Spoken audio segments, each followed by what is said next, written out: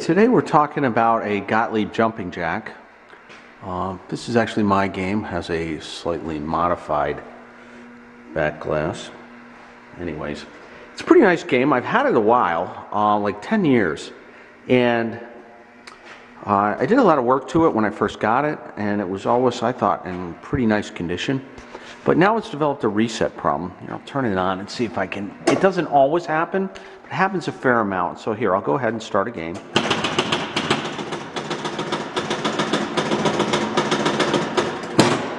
Okay, it reset that time, but a lot of times that clickety, clickety, clickety, clickety that you hear will keep going and keep going and keep going. The game won't actually fully reset and it won't kick the ball to shooter lane. It worked this time, but it doesn't always work. And let me show you what I've started to see happen with electromechanical games now that they've become 40, 50, 60 years old. So the problem on this game is related to this bonus unit, and what this is it's a scan unit.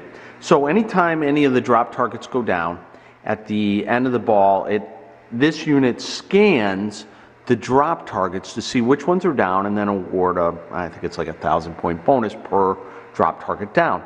So what you can see is you see this little indent. There's one here, and one here. And what happens is that the unit advances, and when it gets past that indent, this switch closes, and the thing will ratchet all the way around until it hits. It's basically 10 ratchets because there's that many drop targets. 1, 2, 3, 4, 5, 6, 7, 8, 9, 10. So it'll ratchet around 10 spots, and if it sees a drop target down via these little switches here, it'll score the 1,000. But when this thing gets in the indent right here, this switch opens and it stops its ratcheting around. But you can see it's kind of missing this. And if you look at the fingers here, you can see how they're missing the rivets. You see that? See how it's off?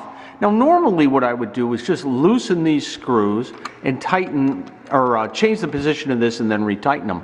But the problem is bigger than that. The reason why this is happening, these screws did not loosen themselves and the unit moved, though that sometimes does happen. In this case, it did not. If you look on this side of the unit, watch as it goes up.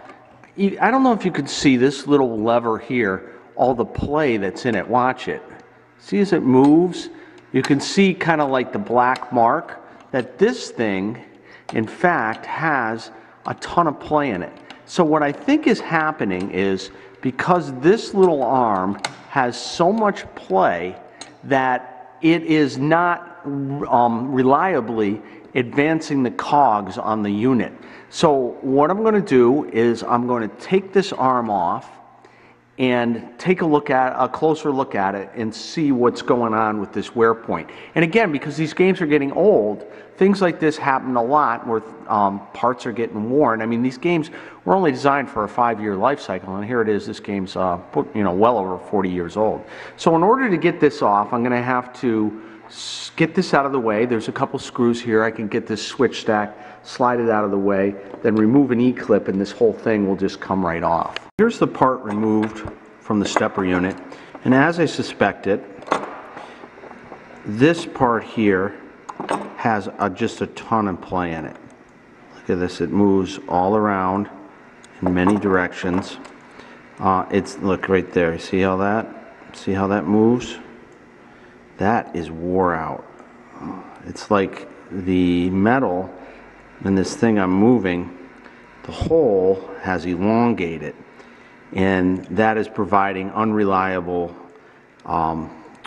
incremental action. So you can see how it's pinned in here. There's no way to take this apart to replace this part, and there's really no way to lubricate it either. And another problem is on this particular arm, a lot of times the grease, the original factory grease, solidifies in there, and then we clean it out, but we really can't re-lube it. So this part is destined to fail, so to speak. Now I happen to have another stepper unit here. It's basically the same unit. As a matter of fact, it probably is the same unit. It's just an extra that I got over the years. And what I did is I took the arm out of that. This originally went here, and I removed that. And you can see that this one is tight with very little wear. So what I'm going to do is replace the worn out one with this good used one, and I think that should fix our problem. In the long term, I don't know what I will do. I mean, imagine I'm going to wear out another one at some point. The good news is that this arm seems to be fairly common between most Gottlieb stepper units in the 1970s.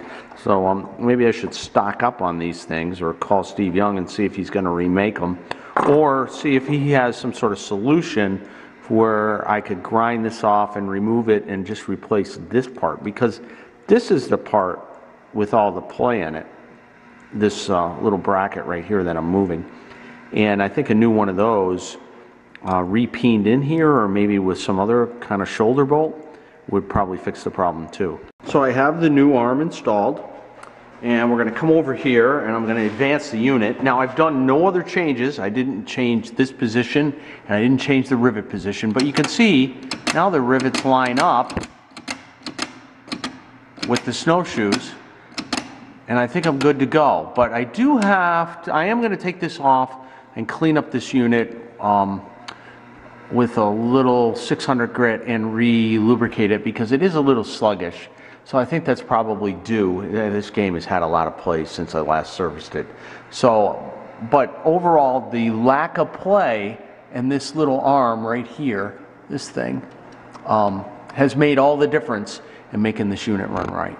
Took this plate off, cleaned up the rivets with a little 600, polished them up, and then put some fresh gel lube on it, and look how nice it advances now. And look, the snowshoe is hitting the rivet nice and centered every time, so I think we have our problem well under control. Let's try a game.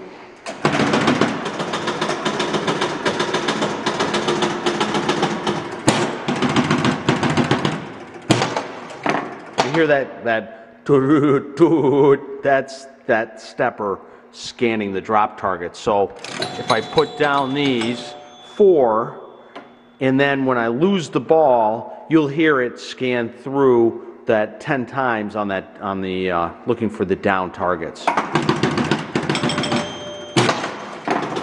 Did you hear it? It sounds like a machine gun when it goes off.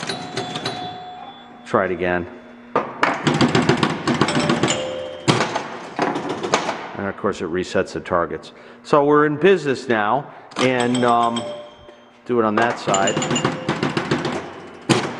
So I got it set to 3 balls, so game over. But pretty good. I mean, that makes all the difference in getting the game to reset properly. Another thing, there's one other thing I should mention on these games that is problematic, and that's this relay right here. What happens is sometimes this relay, this sticks in. When it's scanning this unit, it's done through this relay here. Come around the other side. And what happens is sometimes this plate gets magnetized, so the thing will stick down and it will continually scan via our bonus unit. So sometimes you got to add a little extra tension on this blade, the top blade, the moving blade. Bend it up just a little bit to give it a little more tension, but usually you got to replace the whole armature plate, and you can get those from Steve Young. It's a Q relay. Another thing that I see pretty common on these games, and an issue that drives a lot of people crazy,